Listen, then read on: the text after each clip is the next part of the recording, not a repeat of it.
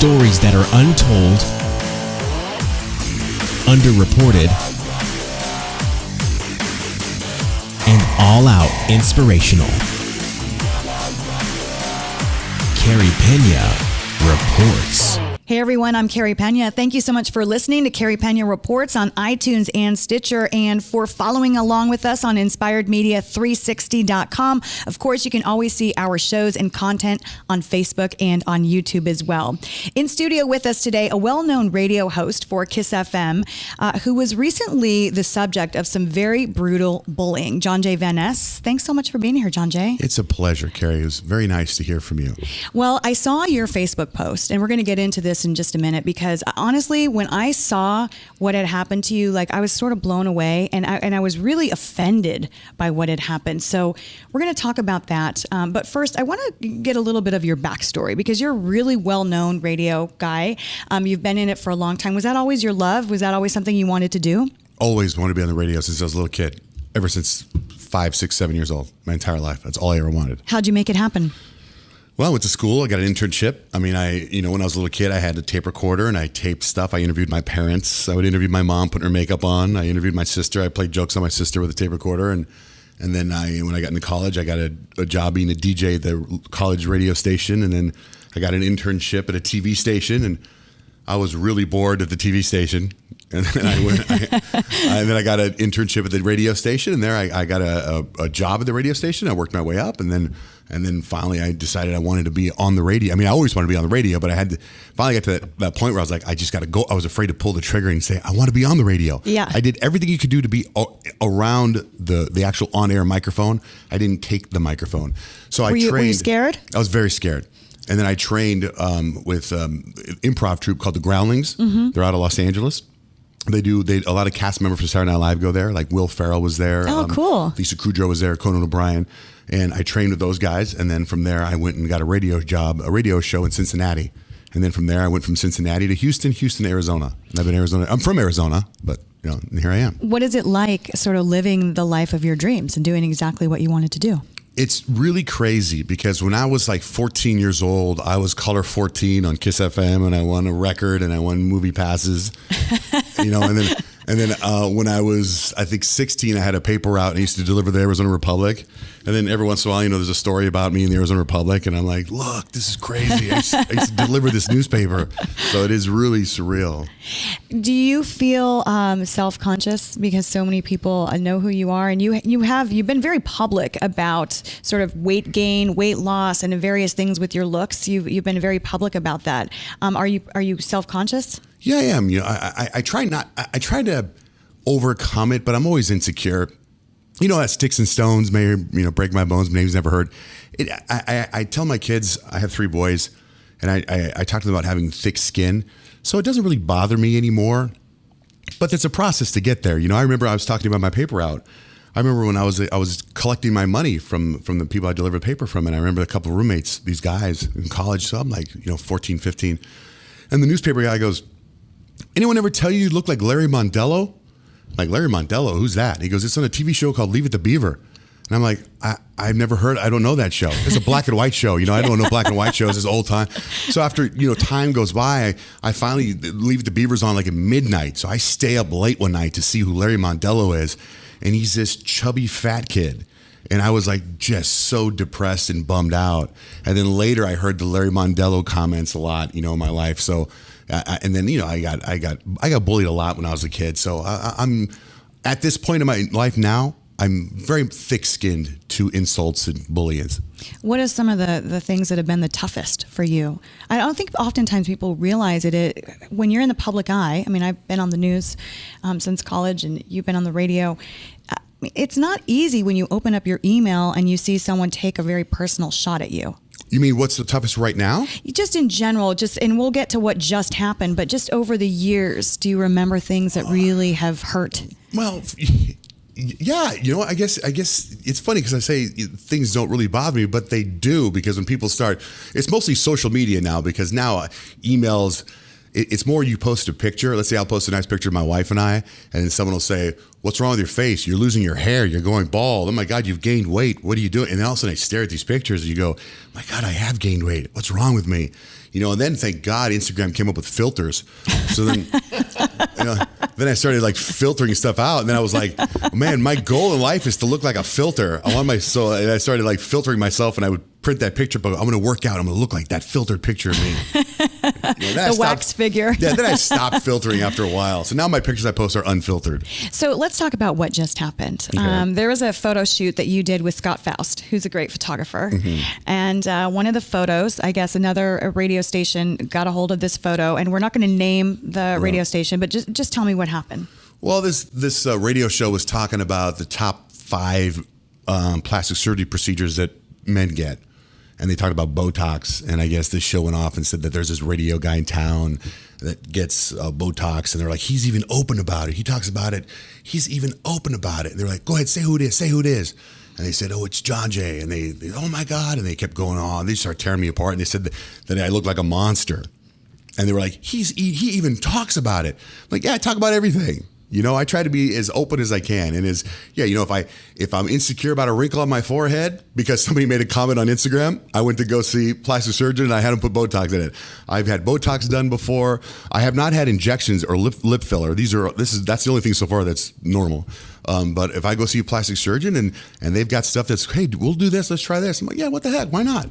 So if you can do something to yourself that makes you feel better, I'm all for it. So this show attacked me. And I'm calling you a monster. A monster. They were mean. It was very mean. There was venom in their words. Like I'm all. If you want to attack me or you want to have fun with me and take shots at me, I get it. You play practical jokes or punchlines of jokes. These people were just mean, and that part was like, and that I think because I played it on the air. I got the audio of what they said. Oh, you did. I played the clip on the air over and over again so people could hear it, and I was like, man, what is wrong with them? And at the same time, I also like to have fun, so I turned it around and had fun. It actually reminded me when I was a kid, when I would get bullied by people. One of the things I did, my self-defense mechanism was to try to make people laugh. So when the bully would come and call me fat and punch me and kick me, I would say, hey, come on, and hey, whoa, that's a good kick. I would try to make them laugh. So what I realized I was doing on the air by playing the clip of the people calling me a monster, I was trying to make them laugh, but I was trying to make the audience laugh. So I tied it into Beauty and the Beast, which is opening up, the big movie opening up, right? Yeah. And I was like, okay, I'm the Beast. And I started singing songs like the guy insulting me was the Beauty. And I just tried to turn it around and try to make people laugh. And I turned it, I'm sure my shrink, who I go see next week, I see a shrink now.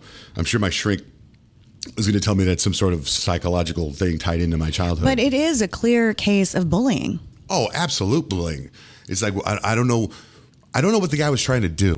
Or what the show was trying to do, like what does being mean to somebody do, Well, and that's why I wanted to have you in, because I think this is an important lesson, and to have you be able to share this, because bullying I've reported so much on this. I take this subject so seriously because the suicide rates it's so disturbing to know how many kids, and you're a grown man.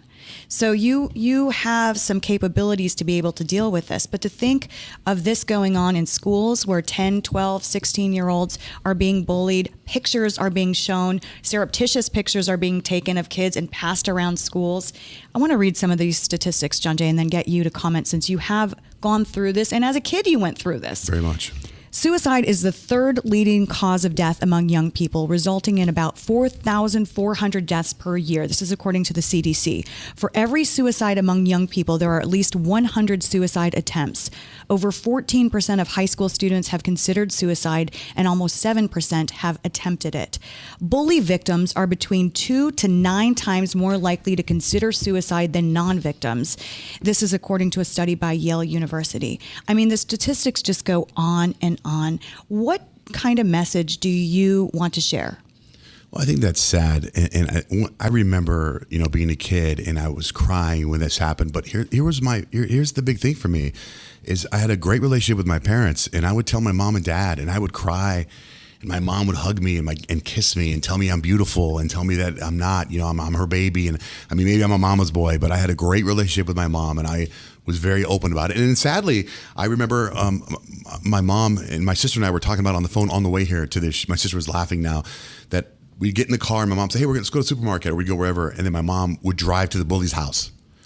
And I would jump in the back seat, lay on the floor and cry and say, no, no, no. And my sister would be like, we're going to go and go talk to him.